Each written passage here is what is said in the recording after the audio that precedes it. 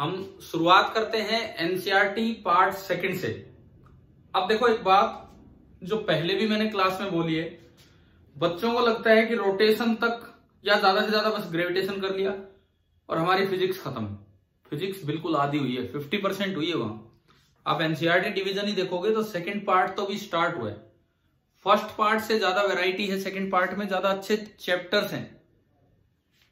अभी आज मैंने आपको जो सीपीपी दिया, जो मैं इस वीडियो के साथ भी लिंक कर रहा हूँ नीचे डिस्क्रिप्शन बॉक्स में, तो वो है सीपीपी नंबर 50। उसमें पहले पेज पे मैंने केवल सिलेबस दिया है, अगले कुछ चैप्टर्स का सिलेबस जो सीबीएसई, नीट एंड आईआईटी का एनटीए जो सिलेबस देता है, उसमें हमने ये बताया कि अगले 3 चैप्टर एनसीईआरटी के 9, 10 एंड 11 पार्ट सेकंड में एनसीईआरटी पे बहुत फोकस करना। बहुत क्वेश्चन डायरेक्ट आते हैं। 9, 10 एंड 11 चैप्टर मिला के एक यूनिट बनाते हैं, प्रॉपर्टीज ऑफ बल्क मैटर। फिर उसके बाद चैप्टर 12 और चैप्टर 13 अलग अलग यूनिट है। आगे भी बच गया ऑसिलेशन एंड वेव्स, वो उसके बाद की बात है। तो आज जो हम अपना चैप्टर स्टार्ट कर रहे होंगे, जिसे लोग इलास्टिसिटी का नाम दे देते हैं। इलास्टिसिटी तो एक प्रॉपर्टी है, इलास्टिसिटी तो एक प्रॉपर्टी है, एक टॉपिक है, ये लगा लो, एक फिनोमेना है भाई, क्या होगा क्या नहीं होगा। चैप्टर का जो असल नाम है, this chapter is known as mechanical properties of solids. ये जो हमारा चैप्टर है, इसका नाम है मैकेनिकल प्रॉपर्टीज ऑफ सॉलिड्स। हम इसमें सॉलिड ऑब्जेक्ट्स की बात करेंगे। अच्छा, इस चैप्टर में और जो अभी आप रोटेशन पढ़ के आए, मेन फर्क क्या है इस चैप्टर में और जो आप अभी रोटेशन पढ़ के आए, उन दोनों में मेन डिफरेंस क्या होगा? क्वेश्चन मेरा समझ आ रहा है मैं क्या पूछना चाह रहा हूं आपसे? आपने रोटेशन जो पढ़ा, क्या आप उसमें हर बॉडी को परफेक्टली रिजिड मानते थे कि नहीं? यस। ठीक है, मैं शुरुआत एक डिफरेंस से ही करवा रहा हूं। देखो, इलास्टिसिटी की शुरुआत एक डिफरेंस से मैं करवा रहा हूं। जो आप रोटेशनल मैकेनिक्स करके आते हैं, रोटेशनल मैकेनिक्स, देखो जो बच्चे पहली बार इस तरह से पढ़ रहे हैं मुझसे, कुछ बच्चे ऐसे हैं जो बाद में जुड़े थे और इस तरह की कोई क्लास हमारी अटेंड नहीं की है, कोई दिक्कत लगे तो आप बताना ना, तो कोशिश करना ढंग से समझने की। लाइव तो आप कर ही रहे हैं, आपको पता होगा। मैं इसके बाद ये वीडियो भी आपको सेंड कर देता हूं उसी ग्रुप पे, फिजिक्स जो अपना ग्रुप है उस पे, तो आप वहां से दोबारा रीचेक कर सकते हैं कोई चीज ना समझ आई हो तो। रोटेशनल मैकेनिक्स और एक ये चैप्टर है जहां मेनली सॉलिड्स के बारे में पढ़ रहे होंगे। सॉलिड ऑब्जेक्ट यहां भी थे, सॉलिड ऑब्जेक्ट यहां भी है। डिफरेंस क्या है? यहां हम एज्यूम करके चल रहे थे कि एवरी बॉडी इज रिजिड। बताओ ये माना था कि नहीं हमने? एवरी बॉडी इज रिजिड मान के चल रहे थे हम। कोई रोड ली, कोई स्फीयर लिया, कुछ भी लिया। हाँ, एक दिन जरूर एक बच्चे ने सवाल किया था, हर्ष ने किया था, कि वो जब प्योर रोलिंग होने लगती है, फ्रिक्शन लगता ही नहीं, उसके बावजूद वो स्लो क्यों हो जाता है? था एक दिन क्वेश्चन आया था क्लास में। उसका क्या रीजन था? उसका क्या रीजन था? अगर परफेक्टली रिजिड बॉडी होगी तो कभी स्लो नहीं होगी।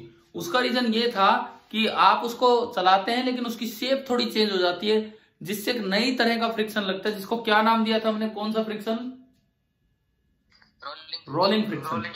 तो वो रिजिड बॉडी पे नहीं लगता, वो जो प्रैक्टिकल बॉडीज है उन पे लगता है। तो यहां हम प्रैक्टिकल बॉडीज की बात करेंगे, यानी कि यहां मैं मान के चलूंगा कि नो बॉडी इज रिजिड। एक बड़ा मेजर सा डिफरेंस ये है, यहां आपने माना एवरी बॉडी इज रिजिड, यहां आपने माना no body is rigid. Clear?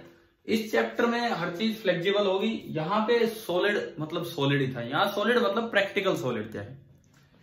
क्या दोनों चैप्टर्स में क्या डिफरेंस है? मैंने स्टार्टिंग चीज बताई, समझ आया आपको? ठीक है, इससे एक और डिफरेंस मैं बताता हूं।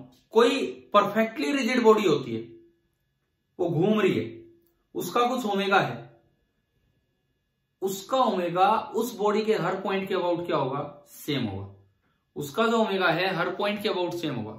लेकिन अगर एक प्रैक्टिकल सी बॉडी है, उसमें जरूरी नहीं है कि हर पॉइंट के अबाउट ओमेगा सेम हो। रिजिड बॉडी है, उसका अल्फा भी हर पॉइंट के अबाउट सेम होगा। मैंने आपको बताया था ना एक दिन, सर्कुलर मोशन हो रहा है, ये भी ओमेगा से घूम रहा है, ये भी ओमेगा से घूम रहा है, लेकिन एक के रेस्पेक्ट में दूसरे की वेलोसिटी भी ओमेगा ही निकल के आई थी। इस तरह का था, अगर किसी को ध्यान हो तो। अच्छा, एक रिसेंटली क्योंकि मैं शुरुआत को अभी सॉलिड्स वाली कर रहा हूं, रिसेंटली मैं आपको लास्ट टाइम जो अपना स्कूल वर्किंग रहा, मैंने आपको एक क्वेश्चन दिया था रिजिड बॉडी के लिए, वहां का एक सवाल करने के लिए दिया था। कौन सा सवाल देखो, ये है एक स्मूथ सरफेस, ये एक स्मूथ सरफेस है, और हमने माना कि एक रोड है जिसकी लेंथ कितनी है, L, है ना भाई, और ये स्लाइटली डिस्टर्ब कर दी गई, इधर की उधर की, उससे क्या फर्क पड़ता है, शायद मैंने उधर बनाया था, इसको आपने स्लाइटली डिस्टर्ब किया, तो सेंटर ऑफ मास किधर आएगा, थोड़ा साइड में जाएगा या वर्टिकली डाउनवर्ड आएगा, वर्टिकल डाउनवर्ड। कारण ये था कि फोर्स ही वर्टिकल लग रहे हैं, mg नीचे और एक कॉन्टेक्ट पॉइंट पे नॉर्मल ऊपर, वो सरफेस के परपेंडिकुलर, इसलिए सेंटर ऑफ मास का मोशन केवल वर्टिकली होगा। थोड़ी देर के बाद हमने देखा कि ये जो रोड है ये यूं हो गई है, मतलब कुछ इधर गई कुछ इधर गई, सेंटर ऑफ मास तो ऐसे ही आ रहा है, ऐसा ही कुछ बनाया था ना हमने शायद, है ना। और आपको ये बताना था कि इस वक्त सेंटर की एक्सेलरेशन कितनी है। अगर इस वक्त ये एंगुलर स्पीड इसकी ओमेगा हो चुकी है और एंगुलर एक्सेलरेशन इसकी कितनी हो चुकी है, अल्फा हो चुकी है, तो मुझे लगता है मैं इसको डिस्कस कर ही देता हूं, क्योंकि एक दो दिन तो हो ही गए आपको ये सवाल लिए हुए, और फिर हम आगे नॉन रिजिड बॉडीज की तरफ जाते हैं। तो इसमें जो मैंने अभी लास्ट पॉइंट बताया कि हर पॉइंट के अबाउट ओमेगा अल्फा सेम होता है, एक बार और ढंग से देख लो क्या मतलब उस चीज का।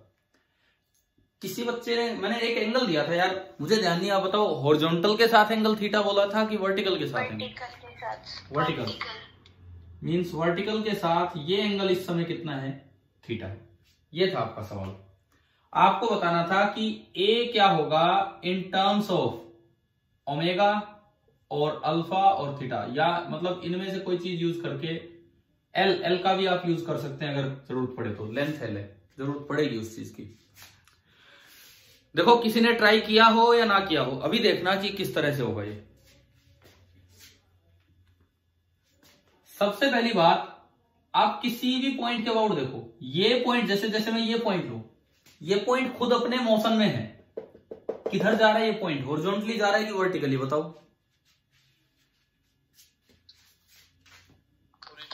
हॉरिजॉन्टली, श्योर, ये तो हॉरिजॉन्टली ही जा रहा है। देखो थोड़े से एक्टिव रहो भाई, अभी मैं कह रहा हूं 10 दिन का पता नहीं कितने दिन चले काम, लेकिन थोड़े एक्टिव रहो और इन क्लासेस को इतने अच्छे से यूज करो जैसे अपनी वहां क्लास होती थी, उनसे भी बेटर तरीके से। आप थोड़ा थोड़ा ढंग से पढ़ेंगे तो बड़े अच्छे से चैप्टर चलेंगे, नहीं तो फिर से टाइम वेस्ट हो जाएगा और कुछ नहीं। हमें पता है कि ये पॉइंट उधर जा रहा है, मान लो मैं इस पॉइंट को 1 बोलूं तो इसकी एक्सेलरेशन कितनी है, a1, ठीक है। मुझे तो एक्सेलरेशन ऑफ सेंटर निकालनी है, मुझे तो खाली ये निकालना है। सबसे पहली बात, इसके रेस्पेक्ट में सेंटर का ओमेगा वही होगा जो रोड का ओमेगा है या कुछ अलग होगा, ये रिजिड बॉडी है, रोड वाला ही होगा। यही पॉइंट समझाने के लिए मैं अभी ये सवाल ले रहा हूं। रिजिड बॉडी में उस रोड का ओमेगा हर पॉइंट के अबाउट ओमेगा ही रहेगा, हर पॉइंट के अबाउट सेम होगा, चाहे वो पॉइंट खुद मोशन में हो। देखिए क्या मतलब, ये पॉइंट खुद उधर जा रहा है, कोई बात नहीं, जाने दो। इस पॉइंट के रेस्पेक्ट में, 1 के रेस्पेक्ट में जो सेंटर है वो ओमेगा से इधर आ रहा है, 1 के रेस्पेक्ट में जो सेंटर है वो अल्फा एक्सेलरेशन से इधर आ रहा है। मैं सेंटर की बात कर रहा हूं, क्या इतना समझ आ रहा है आपको, ये बताओ। ठीक है, अब देखिए, अगर मैं 1 के रेस्पेक्ट में इस सेंटर की एक्सेलरेशन बनाऊं, 1 के रेस्पेक्ट में मैं अगर इस सेंटर की एक्सेलरेशन बनाऊं तो 2 तरह की एक्सेलरेशन है। ओमेगा होने की वजह से तो सेंट्रीपिटल एक्सेलरेशन, ओमेगा होने की वजह से तो सेंट्रीपिटल एक्सेलरेशन वो कितनी होगी, बताओ, ओमेगा स्क्वायर इंटू L/2, बिल्कुल सही। Omega square into L by to, बिल्कुल सही है। लेकिन एक और भी एक्सेलरेशन होगी, टेंजेंशियल एक्सेलरेशन, वो कितनी होगी, कितनी होगी भाई? अगर angular alpha into L by to, बिल्कुल सही। एंगुलर एक्सेलरेशन जो होगी वो होगी alpha into L by to. किसी को कोई पॉइंट ना समझ आ रहा हो तो भी पूछे, है तो रोटेशन का क्वेश्चन, लेकिन अभी हम आगे बढ़ेंगे।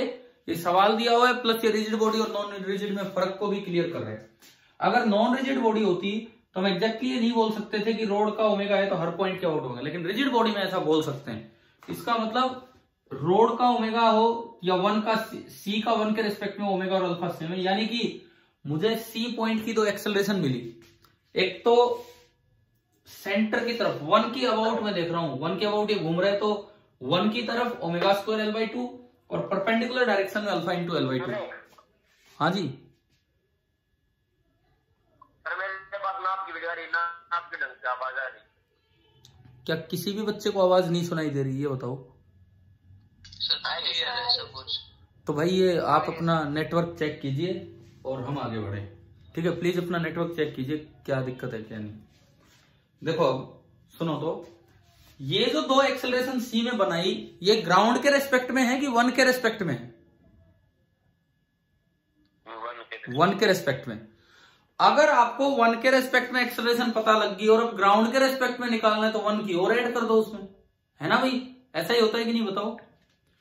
अगर आपको किसी चीज की एक्सेलरेशन वन के रेस्पेक्ट में पता लग गई और मुझे ग्राउंड तक पहुंचना है, देखो ना, एक फॉर्मूला होता है AC1 that is equal to AC minus A1। क्या मैं ऐसा लिख सकता हूं? रिलेटिव वाला फॉर्मूला। Yes sir. तो यहां से AC कितना आया? AC, it is coming out to be AC1 plus कितना? A1। AC1 plus A1। Clear और नोट? समझ आ गया ये?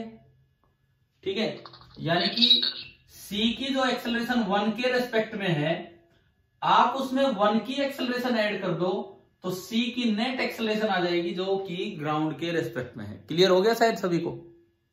ठीक है, अब देखो मैं C की एक्सेलरेशन पे जा रहा हूं। ये दो एक्सेलरेशन तो उसकी आई, ये और ये, वन के रेस्पेक्ट में, लेकिन उसमें ऐड होगी वन की एक्सेलरेशन, तब आएगी ग्राउंड के रेस्पेक्ट में। वन की एक्सेलरेशन किधर है? दिखा रखी है हमने, हाँ दिखा रखी है, हॉरिजॉन्टल है। यानी कि सेंटर की जो नेट एक्सेलरेशन बनेगी वो कैसे आएगी? सेंटर में तीन तरह की एक्सेलरेशन आ गई विद रिस्पेक्ट टू ग्राउंड। मैं एक बार इसको हटा दूं अगर ये समझ आ गया हो तो आपको, ठीक है? तो देखें, अब देखें आप, सेंटर में तीन एक्सेलरेशन आ गई। एक तो वन वाली एक्सेलरेशन आगे A1, एक वन के रेस्पेक्ट में इधर की तरफ omega square L by to, और एक वन के रेस्पेक्ट में इधर की तरफ जो कि कितनी है? Alpha into L by to. हाँ जी भाई, क्लियर हुआ? देखिए अब इसके बाद देखो, ये मैंने एक वर्टिकल लाइन बनाई और रोड की ये जो लाइन है, रोड की ये जो लाइन है, इसने एंगल कितना बना रखा है? थीटा। एक बार इनके वर्टिकली और हॉरिजॉन्टली कंपोनेंट्स करते हैं इन सभी एक्सेलरेशंस के। अच्छा जी, ये एंगल थीटा, तो ये 90 माइनस थीटा, तो ये भी कितना हो जाएगा? थीटा। ये 90 माइनस थीटा और इधर से ये कितना हो जाएगा? थीटा। घूम गए आप? समझ आ गया? Yes sir. अब देखो, जो भी एक्सेलरेशन है उनके वर्टिकल हॉरिजॉन्टल कंपोनेंट करते हैं। मैं अल्फा एल बाई टू का इधर कंपोनेंट करूं, इधर कितना आया? Alpha into L by two into cos theta, और इधर कितना आएगा? Alpha into L by two into sine theta. थोड़े छोटे लिख रहा हूं, अगर दिख रहा हो तो ठीक है। दिख पा रहा है ये क्या लिख रहा हूं मैं? ठीक है। ऐसे ही omega square L by two के दो कंपोनेंट, थीटा वाली साइड तो मैं ऐड करके लिख दूं omega square L by two into cos theta, है ना? और इधर क्या आया? Omega square L by two into sine theta. बताएं समझ आ गया कि नहीं? अब ये सेंटर की एक्सेलरेशन है ग्राउंड के रेस्पेक्ट में, ये सेंटर की एक्सेलरेशन है ग्राउंड के रेस्पेक्ट में, और हम जानते हैं सेंटर की एक्सेलरेशन ग्राउंड के रेस्पेक्ट में केवल किधर हो सकती है? वर्टिकल। तो इसमें से वर्टिकल पार्ट उठा लो, हॉरिजॉन्टल को छोड़ दो। वर्टिकल कौन सा पार्ट है, वो दोनों कट रहे होंगे और ये बच रहा होगा। इसका मतलब मेरे पास आंसर आ गया। इस वक्त सेंटर की जो नेट एक्सेलरेशन है वो कितनी है, बताओगे आंसर?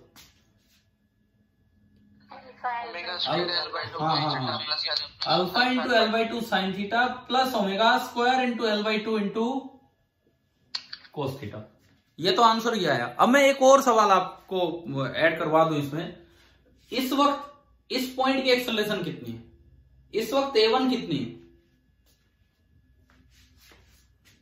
इस डायग्राम में आंसर छुपा हुआ है, बताओ। अल्फा L/2 कोस थीटा माइनस में। हाँ बिल्कुल सही, बिल्कुल सही। कैसे भाई, सेंटर तो केवल किधर आएगा, वर्टिकल आएगा, तो उसकी हॉरिजॉन्टल डायरेक्शन में नेट एक्सेलरेशन 0 है। मतलब ये दोनों मिलके इसको कैंसिल करेंगे। तो क्या इक्वेशन बनी, A1 plus omega square L/2 into sine theta, it is coming out to be equal to alpha into L/2 into cos theta. और यहां से A1 आ गया alpha into L/2 into cos theta minus omega square into L/2 into sine theta. बताओ क्या ये clear हुआ यहां तक? ठीक है। मैं एक बार फिर से पूछ लेता हूं, आपकी बीच में आदत हट गई थी इस तरह से पढ़ने की, हम पहले पढ़ा करते थे इस तरह से, क्या अभी नॉर्मल सा लग रहा है कि नहीं, समझ आ रहा है कि नहीं ढंग से? Yes sir. भाई हमारे पास कोई डिजिटल बोर्ड तो है नहीं, वो बड़े महंगे आते हैं, है ही नहीं, खैर इतने रिसोर्सेज भी नहीं है, वो तो बहुत महंगे होते हैं। उन पे होता थोड़ा और ढंग से दिखता, लेकिन उस चीज को छोड़ो, आप कंटेंट पे जाओ, मैटर समझ आना चाहिए। अब मैं जो एक चीज पे दोबारा जाता हूं, ये तो हो गया, वो सवाल भी हो गया, A1 भी निकल गया। मैंने अभी बताया था कि अगर कोई रोड रिजिड है, उसकी एक्सेलरेशन ओमेगा है, एक पॉइंट के अबाउट दूसरे की एक्सेलरेशन हमेशा, सॉरी मैं एंगुलर स्पीड बोल रहा हूं, अगर रोड की एंगुलर स्पीड ओमेगा है, तो एक पॉइंट के अबाउट दूसरे पॉइंट की एंगुलर स्पीड भी कितनी मिलेगी, ओमेगा, चाहे वो दोनों खुद भी कितने से घूम रहे हो, ओमेगा से घूम रहे हो। क्लियर है ये चीज? ठीक है। इसी सवाल को दूसरे तरीके से देखते हैं। अभी मैंने किसके फ्रेम में बनाया था, 1 के फ्रेम में या सेंटर के फ्रेम में? ना, मैंने 1 के फ्रेम में एक्सेलरेशन लिखनी चाहिए थी शुरू में, या सेंटर के फ्रेम में? 1 के फ्रेम में। और फिर किसकी ऐड की थी, 1 की ऐड की थी, है ना। अब मैं इसको दूसरे तरीके से करवाता हूं, आप करेंगे। मैं कहता हूं इसको आप ऑब्जर्व करो, जैसे सेंटर के फ्रेम से आप 1 को देख रहे हो, क्योंकि मुझे पता है 1 केवल कैसे चल सकता है, हॉरिजॉन्टल। तो एक बार इस सवाल को दूसरे तरीके से हम सोच के देखें, दूसरे तरीके से। ये कंपोनेंट्स फिर करेंगे, दूसरे तरीके से इस सवाल को सोच के देखें। तो देखिए, ये जिस वक्त ऐसी हो चुकी है रोड, जिस वक्त इस रोड की हालत कुछ ऐसी है, ऐसी बनाया था हमने शायद अभी, और हम कह रहे हैं कि अरे किधर बनाया था, उधर लेके जा रहे थे, उधर में। ठीक है। ये ऐसे बनाया था, कैसे बना लो, खैर उससे आंसर तो चेंज होना नहीं है। ये आपका स्मूथ ग्राउंड है, हमने कहा कि ये 1 पॉइंट है और ये 1 पॉइंट आगे की तरफ जा रहा है, और इस वक्त ये श्योर है कि इस वक्त सेंटर किधर आ रहा होगा, नीचे, डाउनवर्ड, और ये एंगल दिया थीटा, और हमें बोला गया कि भाई इस वक्त ना ये यूं घूम रही है रोड, ओमेगा से और अल्फा से यूं घूम रही है। अब मैं आपको दूसरे तरीके से दिखाता हूं ताकि ये पॉइंट क्लियर हो। आप ऑब्जर्व कीजिए 1 को with respect to centre, observe 1 को कीजिए विद रेस्पेक्ट टू सेंटर। जब 1 के रेस्पेक्ट में सेंटर ओमेगा से घूम रहा था, तो सेंटर के रेस्पेक्ट में 1 भी कितने से घूम रहा होगा, ओमेगा से। अब एक चीज का सही जवाब देना, अगर 1 के रेस्पेक्ट में सेंटर ओमेगा से एंटी क्लॉकवाइज घूम रहा है, तो सेंटर के रेस्पेक्ट में 1 ओमेगा से क्लॉकवाइज घूमेगा कि एंटी क्लॉकवाइज? अगर 1 के रेस्पेक्ट में, जो हमने पीछे किया अभी, सेंटर ओमेगा से एंटी क्लॉकवाइज घूम रहा था, तो सेंटर के रेस्पेक्ट में 1 ओमेगा से एंटी क्लॉकवाइज घूमेगा या क्लॉकवाइज? एक बच्चे ने क्लॉकवाइज जवाब दिया, वो लीनियर मोशन की बात होती है, वो लीनियर मोशन की बात है। अगर ए के रेस्पेक्ट में बी ईस्ट की तरफ जा रहा है तो बी के रेस्पेक्ट में ए किधर जा रहा होगा, वेस्ट की तरफ, वेस्ट। समझ गए हो? लीनियर मोशन में ऐसा होता है, ए को लगता है बी ईस्ट जा रहा है तो बी को लगेगा कि ए किधर जा रहा है, वेस्ट। वहां क्या होता था, वहां होता था V12 is negative of V21, पढ़ते थे हम ऐसा, velocity of 1 with respect to 2 is negative of velocity of 2 with respect to 1। लेकिन इसमें ऐसा नहीं है। अब डायग्राम से समझो यार, देखो ये रोड यूं घूम रही है, 1 देखता है तो उसको C नीचे आता हुआ दिखेगा, इधर की तरफ, है ना? तो अगर C देखेगा तो उसको तो 1 यूं जाता दिख रहा है, मतलब उसको तो 1 यूं टर्न होता दिख रहा है आगे की तरफ, पीछे थोड़ी आता दिख रहा है। यानी कि जब C देखेगा तो C को 1 आगे जाता हुआ दिख रहा है, तो C को लगेगा कि 1 यूं घूम रहा है, तो C को ओमेगा और अल्फा ऐसे नजर आएंगे। समझ आया? है ना? दोनों डायरेक्शन सेम है। अब आप 1 की एक्सेलरेशन, 2 एक्सेलरेशन, एक सेंट्रीपिटल एक टेंजेंशियल, 1 की 2 एक्सेलरेशन लिखवाओ with respect to C। With respect to C 1 की एक्सेलरेशन इधर कितनी होगी, इधर? हाँ, ओमेगा स्क्वायर इंटू L/2। और इधर कितनी होगी, इधर बोलो, अल्फा इंटू L/2। क्या सभी को क्लियर है ये चीज? और सेंटर नीचे आ रहा है AC से, तो ये तो 1 की एक्सेलरेशन हुई विद रेस्पेक्ट टू C, ये तो 1 की एक्सेलरेशन हुई with respect to C, acceleration of 1 with respect to C। मैं उसको लिख सकता हूं A1 माइनस AC। तो जो नेट एक्सेलरेशन ऑफ 1 होगी वो होगी A1C, साथ में कौन सी एक्सेलरेशन जुड़ेगी उसमें, AC। और AC की हमें डायरेक्शन पता है भाई, AC की डायरेक्शन किधर है, वर्टिकल। तो जो विद रेस्पेक्ट टू ग्राउंड आप 1 की एक्सेलरेशन दिखाओगे तो 1 में 3 एक्सेलरेशन होंगी विद रेस्पेक्ट टू ग्राउंड। इधर तो कितनी, ओमेगा स्क्वायर इंटू L/2, इधर कितनी, अल्फा इंटू L/2, और नीचे कितनी, नीचे AC। अब ये बन गया with respect to ground, point 1 की acceleration with respect to ground. एक चीज हम जानते हैं कि 1 तो केवल कैसे जा रहा है, हॉरिजॉन्टली। यानी कि जो 1 की एक्सेलरेशन होनी हो तो केवल हॉरिजॉन्टल होनी, वर्टिकल तो होगी नहीं, है ना? तो कर दो कंपोनेंट्स अगर मैं करूं, वर्टिकल के साथ इस वक्त रोड का एंगल था थीटा, ये 90 माइनस थीटा, तो ये भी थीटा हो गया। कीजिए जी टुकड़े, इधर तो हुआ omega square L/2 sine theta, ऊपर हुआ omega square L/2 cos theta, इसका इधर अल्फा L/2 साइन थीटा, ना इधर थीटा है तो क्या आएगा, कोस थीटा, और ये ऊपर बनेगा alpha into L/2 into sine theta. अब आप मुझे बताओ कि मैं सेंटर की एक्सेलरेशन कैसे लिखूं, सेंटर की एक्सेलरेशन? हम जानते हैं कि 1 की एक्सेलरेशन केवल कैसे होगी, हॉरिजॉन्टल होगी ना। इट मींस ये वाली एक्सेलरेशन आपस में क्या होनी चाहिए, कैंसिल होंगी, तभी तो इक्वल होंगी, तभी तो कैंसिल होंगी। समझ आया कि नहीं आया, बताओ? एक बार A1 देखो, क्या A1 सही आ गया? ये बोर्ड पे लिखा हुआ है A1। 1 की एक्सेलरेशन आ गई इतनी, पीछे इतनी, और वो आगे जा रहा है, तो नेट एक्सेलरेशन कितनी आई? क्या ये आ रही है क्या? हाँ, A1 तो आपके पास ये आ गया, alpha L/2 into cos theta minus omega square into L/2 into sine theta. सभी को समझ आ गया होगा ये वाला पॉइंट? Yes sir. दूसरा, जब 1 सीधा जा रहा है तो वर्टिकली एक्सेलरेशन बैलेंस होनी चाहिए, कटनी चाहिए एक्सेलरेशन, और कटेंगी तो AC किसके बराबर आ गया? क्या आपका पिछली बार भी यही आंसर आया था? मैच करो अगर आपने कॉपी में लिखा है तो, यहाँ तो बोर्ड से। तो अब आप देखो, उसी रिजिड बॉडी को मैंने 2 तरीके से ऑब्जर्व कर दिया। एक बार सी ने 1 को ऑब्जर्व किया, एक बार 1 ने सी को ऑब्जर्व किया, दोनों बार एसी का आंसर आपको मिल रहा है।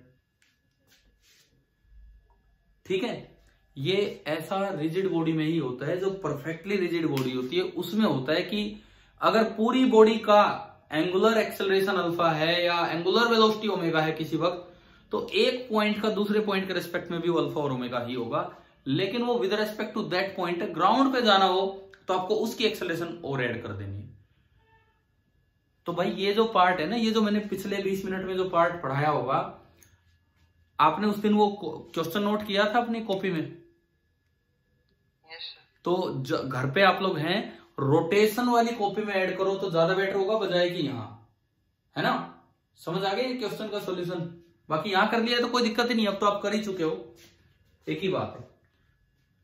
तो चले हम रिजिड बॉडी से हटके थोड़ा अलग चैप्टर स्टार्ट करते हैं, जिसको बोला गया है mechanical properties of solids.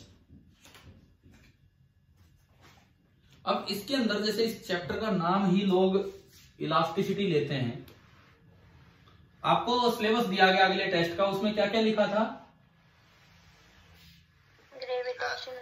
Gravitation and elasticity. वो इलास्टिसिटी चैप्टर का नाम नहीं होता, लेकिन बस एक आम धारणा बनी हुई है कि इलास्टिसिटी है। Chapter mechanical properties of solid, और बल्कि मैं पूरी यूनिट कहूं सीबीएसई के अकॉर्डिंग तो this is known as the properties of bulk matter, जिसमें 3 अच्छे चैप्टर आते हैं जो एनसीईआरटी के लाइन से 3 चैप्टर हैं, पार्ट सेकंड के पहले 3। इसमें हम पढ़ेंगे मैकेनिकल प्रॉपर्टीज ऑफ सॉलिड्स। अगला, जिसको लोग फ्लूइड मैकेनिक्स बोल देते हैं, उसमें हम पढ़ेंगे mechanical properties of fluids. And तीसरा है थर्मल प्रॉपर्टीज ऑफ मैटर, जिसमें थोड़ी थोड़ी हीट की बात होने लग जाएगी। इस तरह के चैप्टर से चलने हैं। तो चलिए हम स्टार्ट करते हैं अपना ये काम। तो हम ये मान के चल रहे हैं कि कोई भी बॉडी रिजिड नहीं है, तब ये चैप्टर होगा। तो इसमें जो चैप्टर का कॉमन सा नेम दिया जाता है, मैं एक बार उसी पे आता हूं, उस वर्ड पे, इलास्टिसिटी। भाई एक छोटे से बात का जवाब देना, इलास्टिक वर्ड सुना आपने? इलास्टिक। मैं फिजिक्स से हटके बात कर रहा हूं, क्या दिमाग में कुछ कपड़े वपड़े इनकी बात नहीं आती है? इलास्टिक, रबड़ एक इलास्टिक होता है। छोटे बच्चे निक्कर डालते हैं, आप तो निक्कर नहीं डालते होंगे, तो निक्कर विक्कर या जो भी घर पे आप शॉर्ट्स डालते हैं, क्या उनमें ऊपर वाला जो पार्ट होता है वो इलास्टिक का होता है कि नहीं होता है? बताओ। है ना? तो मैं आपसे एक सवाल पूछता हूं, मेरे को 2 मटेरियल दिए गए, एक रबर जिसको आप रबड़ बोलते हो, रबर बोल लो, कुछ बोल लो, और एक स्टील। एक रबर और एक स्टील। पूछा जाए कि कौन सा ज्यादा इलास्टिक है, बताओ। रबर। और भी बच्चे यार, कोई और कुछ जवाब देना चाहे, रबर या स्टील कौन सा ज्यादा इलास्टिक है बताइए? रबर ही ज्यादा इलास्टिक है। मैंने जब पीछे मैं एक बार पढ़ा रहा था, मैंने बच्चों से पूछा, मैं भी इलास्टिक वर्ड से क्या दिमाग में आता है? तो एक बच्चे ने सीधा जवाब दिया, बोल सर कच्चे बनियान। अरे मैंने कहा ठीक है, इतना भी उस पर मत जाओ, मतलब कपड़े ही तो हमारे दिमाग में आ रहा है, क्या है क्या नहीं। अब मैं आ रहा हूं दूसरी बात पे। अभी मैंने क्वेश्चन किया कि रबर ज्यादा इलास्टिक है या स्टील, आपने कॉमन सेंस वाली बात बताई। अक्सर दिमाग में आता है कि रबर ज्यादा इलास्टिक है, और जो जवाब गलत है, सही जवाब यह है कि कौन ज्यादा इलास्टिक है? कौन ज्यादा इलास्टिक है? स्टील। इसका मतलब यह है कि हमें इलास्टिसिटी वर्ड का मतलब नहीं पता। हमने एक आम धारणा बना ली कि ये ऐसा है और ये ऐसा है, लेकिन आपको इलास्टिसिटी वर्ड का मतलब ही नहीं पता कि क्या है। एक काम करना, एक बार एनसीईआरटी बुक है क्या आपके पास घर पे? Yes sir.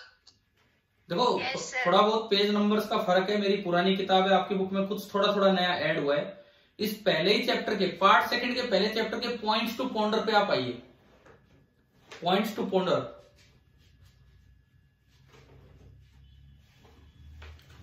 चैप्टर एंड में होगा, जहां एक्सरसाइज स्टार्ट होती है वहां। भाई क्या सभी बच्चे खोल पा रहे हैं बुक घर पे? अगर हैं तो यस सर। No sir. नहीं है, कोई बात नहीं। जिनके पास क्या बात, क्या घर पे नहीं है किताब आपके पास ये वाली? सर पार्ट 2 नहीं है यार, अब तो पार्ट 2 चलेगा ना मेनली। कोई बात नहीं, पार्ट 2 अगर खरीदा नहीं है, पार्ट 1 से ज्यादा इंपॉर्टेंट हमारे लिए पार्ट 2 है। पिछली किताब में पार्ट फर्स्ट में आप एनसीईआरटी पे ज्यादा नहीं गए, कोई बात नहीं, आप और बहुत से सवाल कर लेते हैं। ये जो पार्ट सेकंड है जल्दबाजी में लोग करते हैं, तो इवन एनसीईआरटी भी ढंग से नहीं करते, वही बहुत बहुत होगी अगर आप अच्छे से करेंगे तो। जिनके पास भी, कुछ बच्चों के पास खुली होगी बुक अभी, है ना, पॉइंट्स टू पॉइंटर में कोई ऐसा पॉइंट है इन डेली लाइफ, देखना मेरे बुक में 6 नंबर पे, 6 नंबर पे, आपके में कौन सा है ये, कोई है ऐसा पॉइंट इन डेली लाइफ इस तरह से स्टार्ट हो रहा हो? अरे नहीं मिला। In daily life we feel that a material which stretches more is more elastic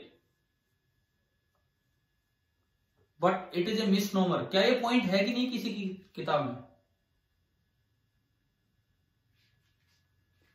कोई जवाब नहीं आ रहा है, नहीं है तो फिर मैं बोलता हूं। क्या नो सर, नहीं है तो सुनो, इस बुक में है तो मैं यहां से ही बोल देता हूं, तो हो सकता है पता ये चीज आपकी बुक में अंदर ऐड होगी कहीं, मैं बताता हूं क्या दिया है। In daily life we feel that a material which stretches more is more elastic.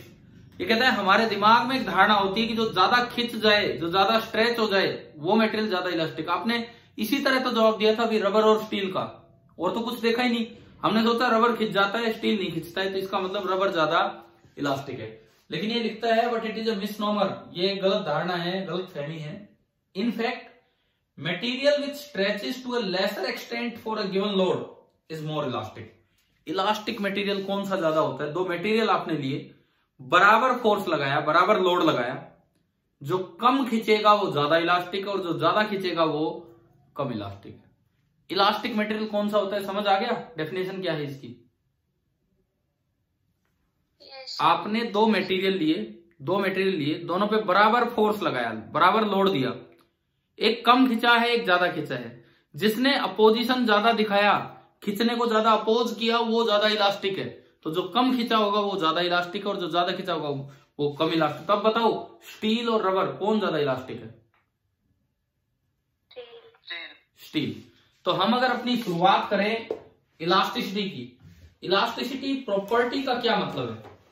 Elasticity property का क्या मतलब है? आपने ये ली, कोई रोड ली, मैंने कहा कोई भी वो रिजिड नहीं है, अब भूल जाओ आप रिजिड, हर चीज इवन हर एक चीज, मतलब आप पुल भी बनाते हो ना, पुल भी बनाओगे वो भी थोड़ा सा यूं सैग कर जाता है।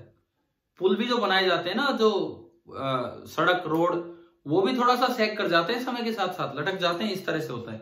तो कोई भी चीज इलास्टिक नहीं है।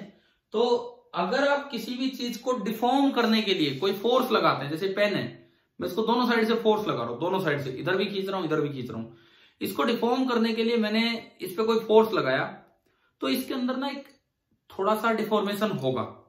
डिफॉर्मेशन होने के कारण अंदर एक इंटरनल रेस्टोरिंग फोर्स बनता है। उसका कारण बताता हूं। आपने स्टेबल इक्विलिब्रियम वर्ड पढ़ा है?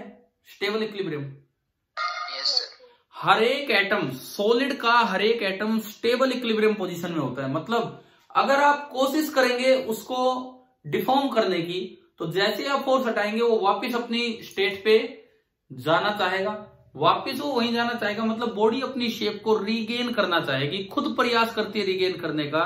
इस प्रयास को ही क्या नाम दिया गया? इस फिनोमेना को ही क्या नाम दिया गया? इलास्टिसिटी। देखिए इलास्टिसिटी क्या होती है, सुनो, मैं डिफाइन अभी करवाऊंगा, पहले आप सुनिए। ये कोई एक बॉडी है, ये अपनी नेचुरल स्टेट में है, ये कोई भी एक ऑब्जेक्ट है, ये अपनी नेचुरल स्टेट में है। अब आपने क्या किया, बाहर से एक फोर्स लगाया और ये है external deforming force.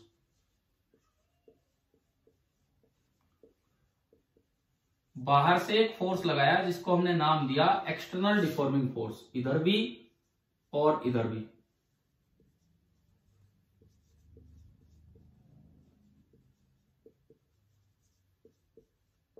This is external deforming force. दोनों साइड आपने फोर्स लगाया ताकि ये कुछ खींचे।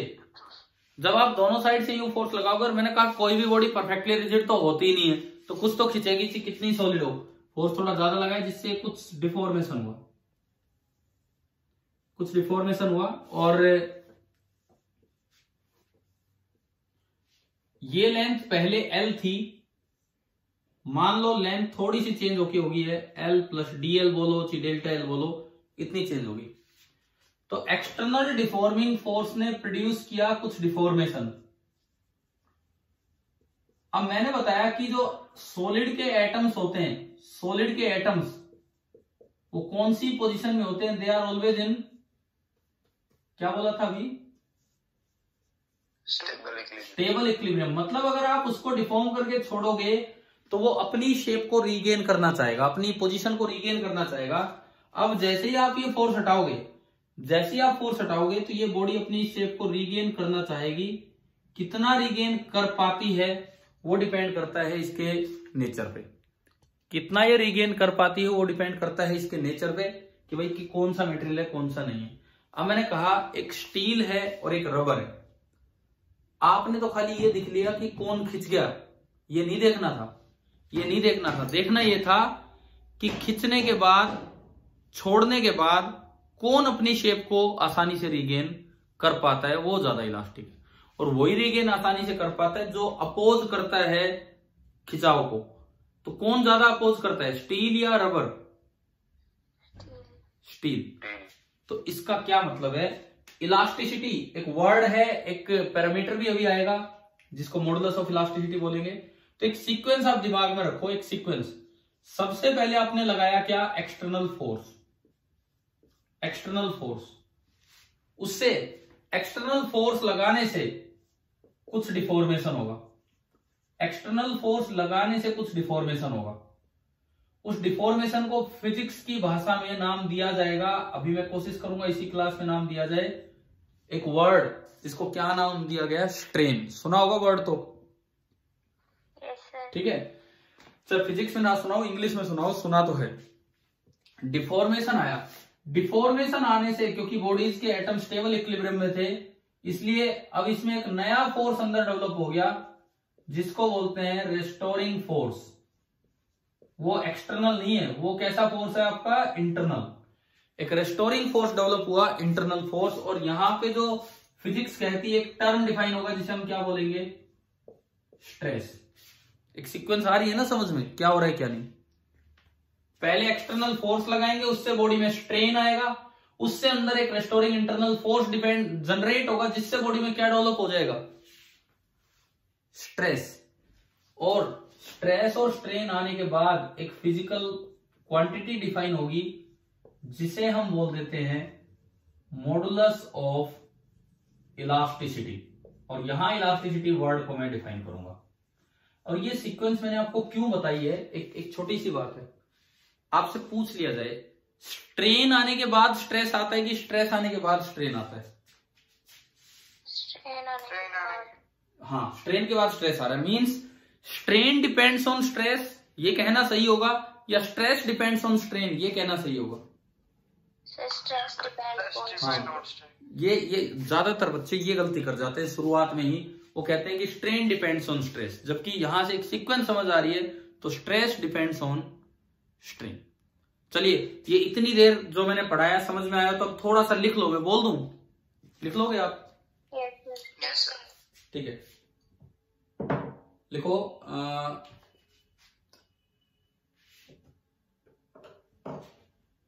ए मटेरियल, ये शुरुआती लाइन तो मैं एनसीईआरटी की लिखवा रहा हूं। A material which stretches to a lesser extent, a material which stretches to a lesser extent extent for a given load LOAD, load मतलब external force, is more elastic। शुरुआत में ही मैंने ये बताया कि भाई इलास्टिक कौन ज्यादा होगा, और यहीं पे लिख दो फॉर एग्जाम्पल। कौन सा एग्जाम्पल लिया था मैंने यहाँ पे? हाँ, तो कौन ज्यादा इलास्टिक उन दोनों में? Steel. For example, steel is more elastic than rubber. Steel is more elastic than rubber. और इसके बाद आप इलास्टिसिटी इसी में डिफाइन करेंगे हम आगे कि इलास्टिसिटी इज द, लिख पा रहे हो ना भाई साथ साथ? ठीक है। Elasticity is the property of a material, elasticity is the property of a material due to which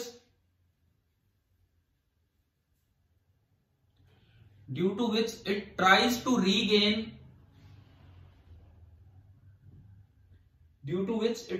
regain, its original dimensions,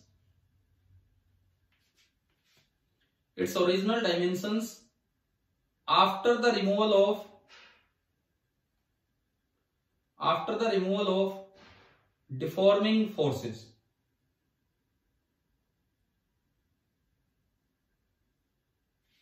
After the removal of deforming forces.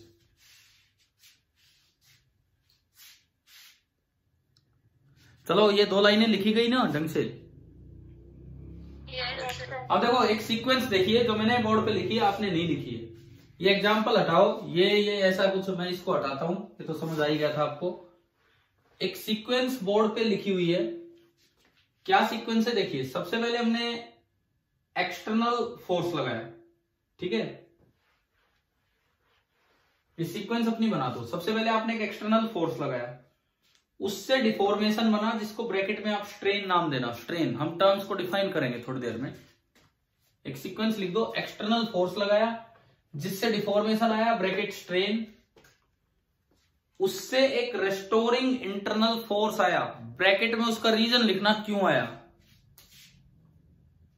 एक एरो बनाते चल रहे हो ना, आगे आगे बढ़ते चल रहे हो, क्या करना है क्या नहीं, है ना। घुमा देना उसको नीचे से अगर पेज खत्म हो जाए तो। रेस्टोरिंग इंटरनल फोर्स क्यों आया, ब्रैकेट में रीजन लिखना, क्या क्या रीजन था। हाँ, ये लिख दो ब्रैकेट में, atoms are in stable equilibrium, ये इसका रीजन है। Atoms are in stable equilibrium. और रेस्टोरिंग इंटरनल फोर्स आने से एक टर्म डिफाइन होगी, जिसको क्या नाम देंगे, स्ट्रेस, है ना। वहीं कहीं उसके साथ ही मेंशन कर दो स्ट्रेस। और उसके बाद स्ट्रेस और स्ट्रेन को मिला के एक टर्म हम देंगे मॉडुलस ऑफ इलास्टिसिटी। ये आगे लास्ट टर्म ये लिख देना, मॉडुलस ऑफ इलास्टिसिटी।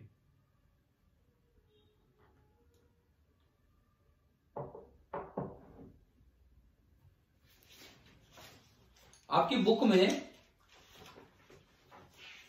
बिल्कुल ये लगा लो कि जो स्टार्टिंग पेज है इंट्रोडक्शन से आगे है इलास्टिक बिहेवियर ऑफ सॉलिड। और जिसके पास बुक है वो तो देख सकता है। इंट्रोडक्शन से अगला page elastic behaviour of solid, एक टॉपिक है। उसमें ना एक डायग्राम दिखा रखा है, spring ball model of solid. Spring ball model of solid क्या कहता है कि ये जो 2 एटम है, सॉलिड के 2 एटम इस तरह जुड़े होते हैं जैसे एक स्प्रिंग से जुड़े हों, इस तरह जुड़े होते हैं जैसे कि एक स्प्रिंग से जुड़े हों। अब स्प्रिंग से नहीं जुड़े होते, ये एक बस तरीका है। आप अगर इसको थोड़ा सा इधर लाओगे, इसको थोड़ा सा मैंने इधर कर दिया, तो क्या 2 स्प्रिंग खींची कि नहीं, ये वाली। Yes sir. और खींचते ही वो एक रेस्टोरिंग फोर्स लगाएंगी, पुलिंग फोर्स अंदर। इसीलिए सारे एटम किस में होते हैं, स्टेबल इक्विलिब्रियम पोजीशन में, ठीक है। ये मैंने क्यों बताया, यहाँ कोई ऑब्जेक्टिव सवाल बन के आ जाए कि सॉलिड के एटम्स हैं वो इलास्टिक है, इस चीज को आप कौन से मॉडल से समझा सकते हो। कोई भी और फालतू के नाम दे दे तो आपका जो सही नाम होगा वो कौन सा होगा, स्प्रिंग बॉल मॉडल, ठीक है। ये लाइन लिख देना, elastic nature of solids, elastic nature of solids can be represented by spring ball model, can be represented by spring ball model। अब जैसे एक वर्ड है इलास्टिक, इलास्टिक का अपोजिट वर्ड क्या होता है बताओ। इनइलास्टिक नहीं, परफेक्टली इनइलास्टिक। इनइलास्टिक में तो क्या होगा, कुछ डिफॉर्मेशन होगा, कुछ रिफॉर्मेशन हो गया, पूरा नहीं हुआ, है ना। हमने कोलिजन में पढ़े ये वर्ड, ठीक है। उसको दूसरा नाम दिया जाता है प्लास्टिक। इलास्टिक का जो बिल्कुल अपोजिट वर्ड है वो है प्लास्टिक। भाई हम तो आमतौर पे प्लास्टिक वर्ड ही कहीं और यूज करते हैं। हम तो प्लास्टिक वर्ड एक सिंपल पॉलीमर टाइप के अरेंजमेंट होते हैं, इनके लिए यूज कर लेते हैं, लेकिन असल वर्ड इलास्टिक का अपोजिट है प्लास्टिक। एक एक मिट्टी की बॉल, कीचड़ की बॉल है, कीचड़ की बॉल, क्या आप उसे प्लास्टिक कहेंगे? तो फिर वही बात है ना, हमारे दिमाग में कुछ और धारणा है। हम मतलब प्लास्टिक मतलब थोड़ा हार्ड चीज या कुछ इस तरह की चीज। कीचड़ की बॉल आपने कहीं फेंक दी तो आफ्टर द कोलिजन क्या वो अपने आप को रिफॉर्म करती है? बिल्कुल रिफॉर्म नहीं करती। तो that is nearly plastic ball. समझ गए हो कि नहीं? समझ गए हो ना? हाँ, जो चीज अपने डिफॉर्मेशन को अपोज ना करे और डिफॉर्मेशन होने के बाद रिफॉर्म ना करे, उसे क्या बोलते हैं हम? प्लास्टिक। और जो डिफॉर्मेशन को बहुत ज्यादा अपोज करे और अगर डिफॉर्म हो भी गया है तो फोर्स रिमूव होने के बाद अपने आप को रिगेन करने की कोशिश करे, वो आपका होता है इलास्टिक। तो एक एग्जांपल ये दे देना, mud ball, MUD, mud ball is an ideal plastic ball. Mud ball is an ideal plastic ball.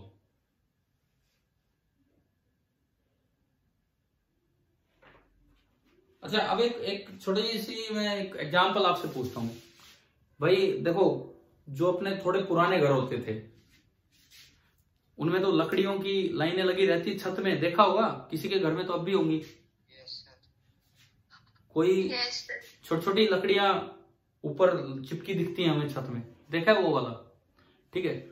उसके बाद जो थोड़े से उनके बाद बने हुए घर हैं उनमें ऊपर ना पत्थर रखे जाते थे, पत्थर के पीसेस, और बीच में एक लोहे का, एक ऐसी आई शेप का लोहा, इसको गाटर वाटर बोल देते हैं हम, गाटर पत्थर। हाँ, देखें क्या वो? और अब तो ऐसे घर होते हैं कि ना गाटर है ना वो लकड़ियों वाला सिस्टम है, पूरे पे एक, जिसको लेंटर बोल देते हैं हम, लेंटर है। बिना कोई बीच में ऐसे लोहे का वो देखें तीनों तरह की चीजें। ठीक है। तो ये जैसे आपने, मैं उसकी गाटर की बात करूं जिसको आप गाटर बोल रहे हो, वो जो लोहे की लाइन सी होती है, आपने देखा होगा उसकी विड्थ ज्यादा नहीं है लेकिन उसकी डेप्थ ज्यादा है। और डेप्थ में भी उसको आई शेप, अगर मैं उसको एक साइड से देखूं, एक साइड से, तो क्या वो आई शेप में नहीं होता है? देखो यूं इस तरह से चलता है वो। ये मैं अगर क्रॉस सेक्शन दिखाऊं उसका,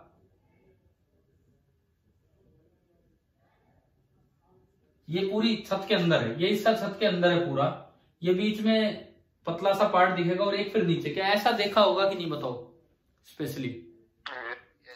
सभी को समझ आ गया होगा क्या मैं बताना चाह रहा हूं, है ना? नहीं तो मैं फोटो खींच के भेज दूंगा आपको मेरे घर से ही, कहीं इधर उधर से, और तो क्या है। तो अब सुनिए, ये आई शेप ही क्यों दी गई, इसकी ऐसी क्या खास बात है? तो इस तरह की कई बातें हैं जो हम एक बहुत ही अच्छा चैप्टर स्टार्ट करने जा रहे हैं जिसमें हम पढ़ रहे होंगे। ठीक है। अभी तक जो चैप्टर चलते रहे आपके, मेनली यूं लगा लो कि थ्योरेटिकल बातें चलती रही, या फिर थ्योरेटिकल नहीं तो ऐसी चीजें जैसे बॉल होगी भाई, वो घूम रही है इधर से उधर गई, मतलब वो चीजें थी जो आप नॉर्मली देखते रहे हो। अब ये वाला चैप्टर ऐसा आ रहा है, थोड़ा मिस्त्री मजदूरी का भी काम है इसमें, मतलब इस तरह की चीजें भी हम देख रहे होंगे, सीख रहे होंगे बहुत ध्यान से। ठीक है। तो अभी देखो, मैंने एक सीक्वेंस लिखी, कितनी फिजिकल क्वांटिटी आई आप बताओ इसमें? इस सीक्वेंस में कितनी फिजिकल क्वांटिटीज हैं बताएंगे? 3। कौन कौन सी? सबसे पहले स्ट्रेन, उसके बाद स्ट्रेस, और उसके बाद मॉडुलस ऑफ इलास्टिसिटी। तो मुझे अब अगला काम ये करवाना है, एक एक करके हम इन चीजों को पढ़ें। तो नेक्स्ट हेडिंग आप डालें स्ट्रेन।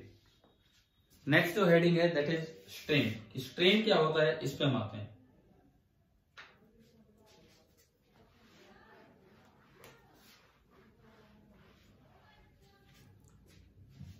देखो, सिंपली अगर मैं बात करूं स्ट्रेन की,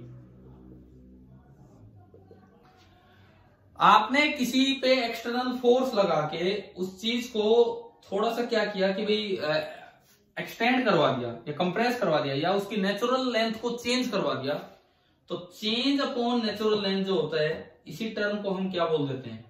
strain. Change upon natural length. देखो सिंबल जो होते हैं कोई बहुत ज्यादा भी फिक्स नहीं होते। अक्सर जैसे मैं तो जो यूज करता हूं, जो मैंने पढ़ा है, जो मैंने देखा है कई जगह, कौन सा सिंबल है, क्या लिखा है मैंने ना, सिग्मा कौन सा आ गया है ये ऐसा कौन सा सिग्मा है? इस सिंबल को क्या बोलते हैं हम? एप्सिलन। ठीक है, 12th में ज्यादा यूज होगा ये वाला सिंबल। मतलब हम स्ट्रेन के लिए ये सिंबल यूज करके चलेंगे। स्ट्रेन का मतलब क्या होगा? स्ट्रेन का मतलब इतना सा है, चेंज इन कॉन्फ़िगरेशन। स्ट्रेन का मतलब इतना सा है, change in configuration divided by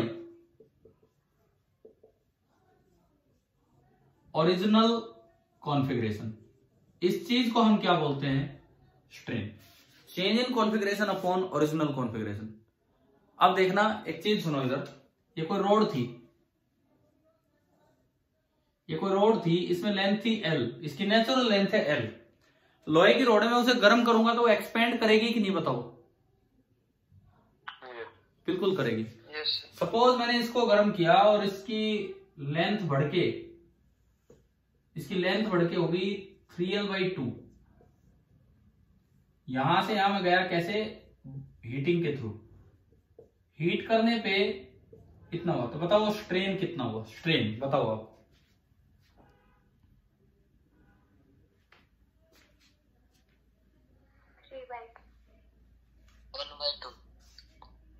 मैं ऑप्शन लिखता हूं, स्ट्रेन कितना हुआ। मैं इस सवाल में ऑप्शन लिख रहा हूं। पहला ऑप्शन 0, दूसरा ऑप्शन 1/2, तीसरा ऑप्शन 3/2, चौथा ऑप्शन 1। 1/2 कैसे 1/2? चेंज इन कॉन्फ़िगरेशन L/2 होगा अपॉन L। और आंसर है 0। इसका मतलब क्या है? हमें थोड़ा ध्यान देना चाहिए कि स्ट्रेन, स्ट्रेस ये वर्ड तब आएंगे जब कोई खिंचाव हो, कुछ भी ऐसा हो, दबाव हो, खिंचाव या दबाव हो। आपने इसको फ्रीली एक्सटेंड होने दिया है। इसका मतलब अगर आप गर्म करके किसी चीज को एक्सपेंड करते हैं तो वो तो उसकी नेचुरल लेंथ ही चेंज कर दी आपने। पहले नेचुरल लेंथ कितनी थी? L, और अब नेचुरल लेंथ कितनी है? 3L/2। क्या ये इस वक्त अपनी नेचुरल लेंथ में बैठा है कि नहीं? और अगर कोई चीज अपनी नेचुरल लेंथ में होगी तो स्ट्रेन कितना होगा? 0। स्ट्रेन की शुरुआत में ही मैंने ये क्वेश्चन ले लिया, नहीं फिर बाद में गलती होती। आपने नोट तो किया है ना ये साथ साथ जो मैंने अभी बोला है? क्योंकि नहीं तो फिर क्या होगा, ये चीजें मिस हो जाएंगी, बाद में याद रहेगी नहीं क्या बताया। अब मैं आता हूं, इसको थोड़ा सा क्लैरिफाई करता हूं इस डेफिनेशन को कि क्या मतलब है। स्ट्रेन का मतलब है चेंज इन कॉन्फ़िगरेशन। थोड़ा और मैं ढंग से लिखूं, स्ट्रेन का मतलब चेंज इन कॉन्फ़िगरेशन को बस मैं ऐसे लिख रहा हूं, on applying external forces. Change in configuration on applying external forces divided by natural length in the absence of external। Time हो गया। अच्छा ठीक है कर रहे हैं फिनिश, बस 1 मिनट। चलो ये है change in configuration on applying external force upon natural length. जैसे एक लास्ट एग्जांपल में ले रहा हूं इस क्लास का। ये लेंथ थी L, नेचुरल लेंथ L थी। मैंने इस पे दोनों साइड फोर्स लगाया जिससे इसकी लेंथ थोड़ी सी बढ़ी और नई लेंथ होगी 3L/2। फोर्स लगाने पे ये खिंच गई है। अब बताओ स्ट्रेन कितना है? अब स्ट्रेन कितना है? 1/2। हाँ, अब आपको देखना है चेंज 1/2 अपॉन नेचुरल लेंथ जो थी वो, मतलब L/2 अपॉन L, तो कितना आया? 1/2। और स्ट्रेन की डायमेंशंस क्या होंगी? यूनिटलेस, डायमेंशनलेस, इसकी कोई डायमेंशन नहीं है। हम नेक्स्ट क्लास में टाइप्स ऑफ स्ट्रेन स्टार्ट करेंगे। अभी तो जस्ट एक चैप्टर का इंट्रोडक्शन हुआ है क्योंकि आधी क्लास तो आपकी गई रोटेशन वाले उस पार्ट पे। चलो यहां तक कुछ समझ आया चैप्टर क्या है क्या नहीं है? Yes sir. ठीक है, आगे फिर बाद में कंटिन्यू करते हैं। और जिन बच्चों ने वो ग्रुप ज्वाइन नहीं किया है फिजिक्स का स्पेशल, प्लीज ज्वाइन कीजिए, मेरे पास मैसेज भेज सकते हैं। जिस बच्चे के पास भी नंबर ना हो, मैं लिख देता हूं यार, ये व्हाट्सएप नंबर है मेरा, और इस पे ना आप जो भी बाद में आए थे जो बच्चे, क्योंकि उतने 21 बच्चे हैं, पूरे बच्चे हैं नहीं उस ग्रुप में जितने आपकी क्लास में हैं, तो बाकी बच्चे एक बार वो मेरे पास अपना नाम और इस नंबर पे अपना व्हाट्सएप नंबर से सेंड कर दीजिए ताकि मैं उसको ऐड कर दूं। ठीक है, थैंक यू।